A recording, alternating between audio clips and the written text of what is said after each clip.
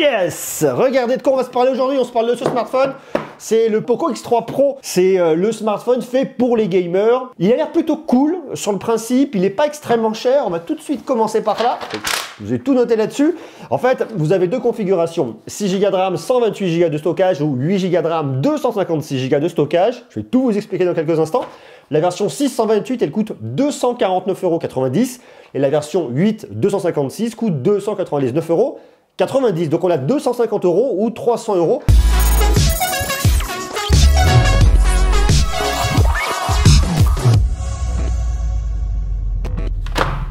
Il manque un petit N là. Aurélien, pas Aurélie.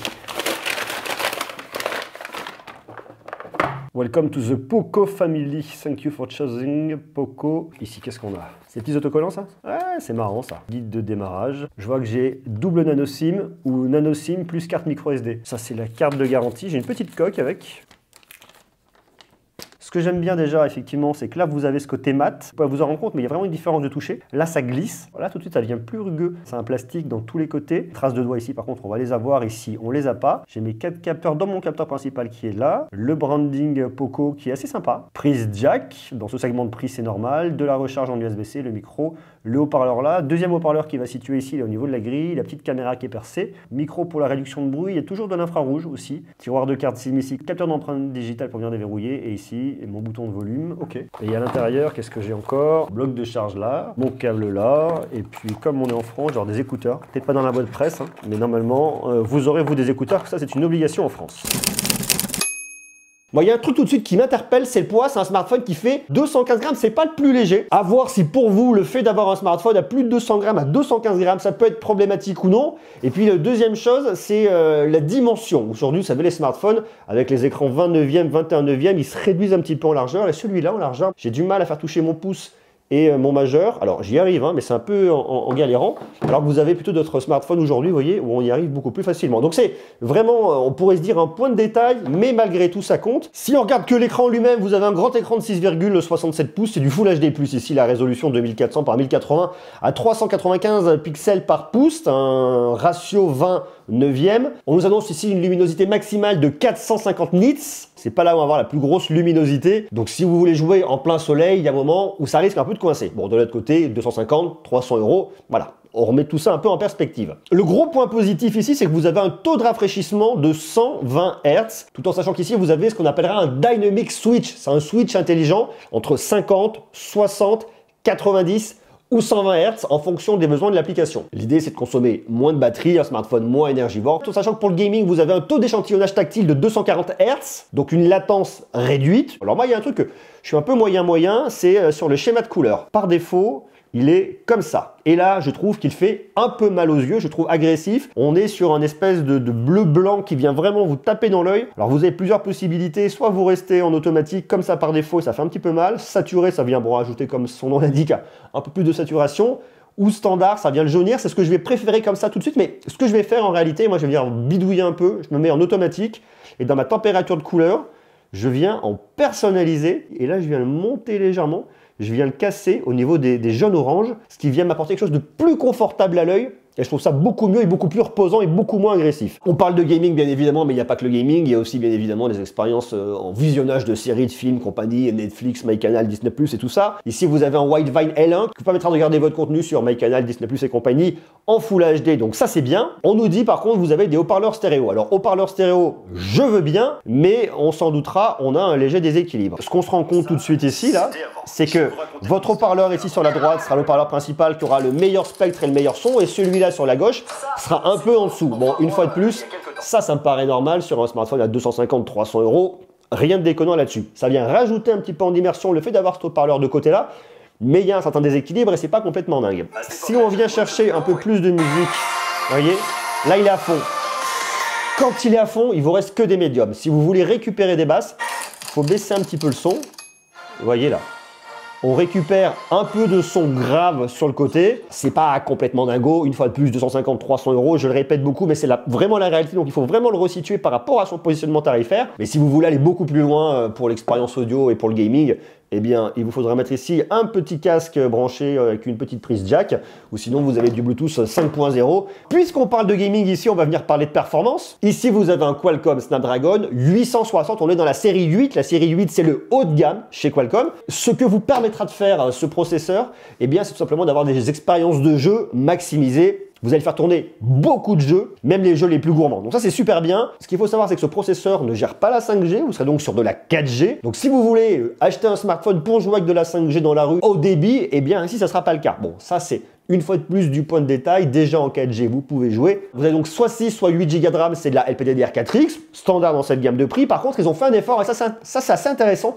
Au niveau du stockage, ils vous ont mis un grand minimum de 128. Ils vous montez jusqu'à 256, extensible dans les deux cas jusqu'à 1 Tera grâce à une carte micro SD. Mais surtout, ce qui est intéressant, c'est la technologie de RAM derrière. C'est l'UFS 3.1. Alors que dans cette gamme de prix, on s'attendrait surtout à avoir de l'UFS 2.1. Au-delà de ces chiffres un peu barbares, ce qu'il faut comprendre, c'est qu'avec l'UFS 3.1, eh bien, vous allez avoir une vitesse de lecture et d'écriture qui va être optimisée, qui permettra d'aller plus loin et donc d'avoir un accès à l'information beaucoup plus rapide. Alors il y a un autre truc qu'ils nous ont mis pour le gaming, c'est un moteur linéaire sur l'axe Z. Je vous explique. En fait, vous avez un espèce de petit, comment dire, un petit bout, un petit truc qui vient taper sur votre smartphone en rythme à l'intérieur par rapport au jeu. Donc si vous jouez à un jeu de tir dès que ça shoot, eh ben, vous le sentirez sous votre doigt. J'ai l'impression que c'est plus au centre. Moi, personnellement, je ne suis pas très fan de ça. Parce que je suis un garçon qui tremble des mains. Et venir me rajouter une sensation de vibration en plus, c'est pas mon kiff. Il y a des gens qui aimeront, donc ça dépend vraiment de tout un chacun. En tout cas, c'est là. Et ça peut être intéressant, même lorsque vous regardez un film, vous avez de la musique, eh bien vous le sentez. Vous avez également une technologie de refroidissement. C'est la Liquid Cool 1.0+, qui permettra de venir refroidir votre smartphone sur des périodes de gaming. Alors si vous jouez, on le sent quand même. Hein. Je sens au dos que ça chauffe un petit peu. Vous allez gagner 6 degrés à peu près. Hein. Et point intéressant, c'est que vous avez une grosse batterie de 5160 mAh avec un chargeur de 33 watts inclus. Et vous avez une technologie qui est propre à Xiaomi justement et Poco, c'est la technologie MMT. Alors ce que vous permet de faire cette technologie MMT, je vais vous l'illustrer sur un bout de papier. Qu'est-ce qui se passe lorsqu'un smartphone vient se recharger? Eh bien vous avez toute votre batterie, l'énergie va rentrer par là.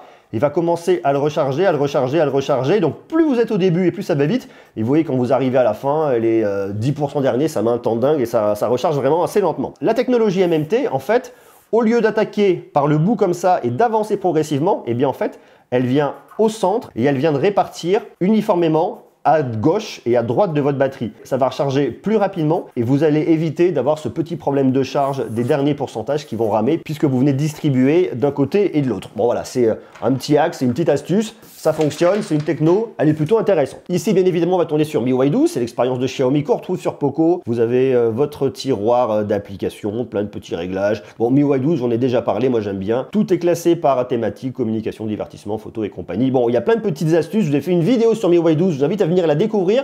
Moi j'aime bien l'expérience et je la trouve vraiment très sympa. Après il y a toute la partie photo parce que la photo c'est un usage aujourd'hui qui est vraiment important sur smartphone. En fait vous avez un premier capteur de 48 mégapixels qui ouvre à f1.79 avec la technologie 4 pixels en 1 pour capter plus de lumière et pour la photo notamment en faible luminosité. On va regarder les résultats dans quelques instants. Vous avez ensuite un ultra grand angle de 8 mégapixels avec un champ de vision de 119 degrés qui ouvre à f2.2. En bas vous avez deux capteurs de 2 mégapixels qui ouvrent à f2.4. Le premier c'est de la macro, vous allez pouvoir filmer jusqu'à une distance de 4 cm et le deuxième c'est un capteur de profondeur pour le fameux effet bokeh. Tandis qu'à l'avant, vous avez votre caméra de selfie de 20 mégapixels qui ouvre à f2.2. Alors ici, l'idée, c'est qu'on pourra venir à filmer jusqu'en 4K à 30 images par seconde. Vous avez plein de petites options, notamment au niveau de la vidéo. Vous avez ce qu'ils vont appeler, et ce que tout le monde fait un peu en ce moment, c'est le dual vidéo. Ça vous partage l'écran, en fait. Hein. Vous avez d'un côté ce qu'il va y avoir derrière, de l'autre côté ce qu'il y a devant. Bon, voilà, c'est du picture in picture, vous changez. Vous pouvez le passer en petit, vous pouvez le passer en grand. Alors regardez les photos, là on est sur le capteur principal. Franchement, c'est pas mal, c'est vraiment pas mal. Ça tire un poil sur jaune sur les façades. On a bien le détail au niveau du ciel, on voit bien les branches. Bon, c'est très cohérent. Hein. Je passe ensuite sur l'ultra grand angle. On perd vraiment en précision et vous le verrez tout au long. Mais c'est normal une fois de plus. À ce prix-là, on peut venir zoomer un peu dans l'image parce qu'on part du 48 mégapixels et on va venir en fait rogner dans l'image. On arrive à avoir un truc qui est pas trop mal. Mais si vous allez trop loin, vous zoomez trop x5 x10, voilà, eh bien c'est pas beau, c'est pas terrible et c'est normal. La caméra de selfie est pas mauvaise. Elle fait le taf au niveau de la peau, je trouve que c'est pas exceptionnel. Capteur principal, on continue ici. Regardez, la gestion du ciel est quand même plutôt bien. Je trouve que voilà, en extérieur, d'une façon un peu globale, ça marche bien. L'ultra grand angle, on perd en précision et c'est normal. On vient se rapprocher un peu d'accord et dès que c'est trop, c'est pas beau. Et c'est un peu la même chose que vous allez retrouver sur toutes les photos. On le voit davantage, et notamment on a moins de lumière. Alors on le voit, hein, il y a plus de bruit, c'est beaucoup moins précis. Ça va pas non plus être magique, hein. On est sur un smartphone à 250 €, 300 €. Et dès qu'on passe sur l'ultra grand angle, vous voyez la gestion de la lumière, tout est cramé, c'est bruité, c'est pas beau. Rien de surprenant, on peut zoomer un peu, on se rapproche, on a beaucoup de bruit sur le côté. Il a un petit peu de mal, là, effectivement, avec cette scène-là qui est un peu plus complexe pour lui. La nuit, c'est vraiment pas terrible. C'est très poussif, hein. On le voit, l'algo cherche vraiment à tout compenser. On a la différence entre ce que vous voyez dans la petite fenêtre là et ce que vous voyez à l'extérieur. C'est très poussif. C'est pas très beau. Bon, c'est pas non plus là-dessus qu'on s'attend à avoir des merveilles au niveau de la photo de nuit. Sur l'ultra grand angle, on oublie complètement et on peut se rapprocher, mais vraiment, c'est pas là. C'est pas beau et une fois de plus, ça, je peux pas vous le recommander. La macro, alors la macro, c'est toujours difficile hein, à trouver la bonne distance, c'est bruité. Le rendu n'est vraiment pas exceptionnel. Quand vous arrivez à peu près à trouver votre distance, hein, c'est ce qui n'est pas toujours très évident, eh bien vous le voyez, l'algo vient tout compenser, il nous bruite la scène. C'est très peu naturel et au final, on n'a pas de la macro, on a quelque chose qui donne un effet un peu plastique aux plantes. Et moi personnellement, voilà, j'aime pas. Et ensuite, eh bien le mode avec le mode portrait, avec l'effet bokeh. Là, j'ai un petit problème d'expo au niveau du haut des cheveux, c'est un peu plus cramé. Sinon, c'est somme toute assez cohérent sans être exceptionnel. C'est un smartphone qui a également du NFC, notamment pour Google Pay, donc ça c'est plutôt pas mal aussi. Du Wi-Fi 5 et il est certifié IP53 résistant aux éclaboussures. Donc s'il se met à pleuvoir un petit peu, vous êtes éclaboussé, ça va aller. Moi, je l'aime bien, ce smartphone, je le trouve pas mal. Maintenant, le petit truc, je vous le dis une fois de plus, c'est le poids. Est-ce que jouer comme ça avec un smartphone à 215 grammes dans votre main, est-ce que ça va vous tenter, oui ou non? L'expérience logicielle est super intéressante et ça, c'est vraiment un gros point positif là-dessus. Puis le tarif, il est quand même vraiment bien placé, 250, 300, tout en sachant qu'en période de précommande, en période de lancement, il y a des remises, donc ça vaut le coup de jeter un œil. L'idée hein, de la marque là-dessus, c'est vraiment de venir draguer les gamers avec des budgets autour de 250, 300 €. Donc si vous êtes gamer et que vous avez ce budget-là, eh bien vous pouvez y aller pour moi, sans problème. La recharge est bonne, elle est rapide, le processeur tient vraiment la route, l'expérience logicielle est cool, la photo est en dessous, mais bon, c'est normal et on s'y attendra. Vous avez votre capteur principal de 48 mégapixels qui marche bien, mais c'est souvent un peu l'idée dans ce gamme de prix là. Donc pour moi voilà, c'est une bonne solution, c'est un bon smartphone et s'il vous tente une fois de plus, je vais mettre le lien en bas dans la description. À vous de me dire ce que vous en pensez en bas en commentaire. Quand on se retrouve très vite, beaucoup d'amour, des gros cœurs et puis prenez soin de vous. Ciao.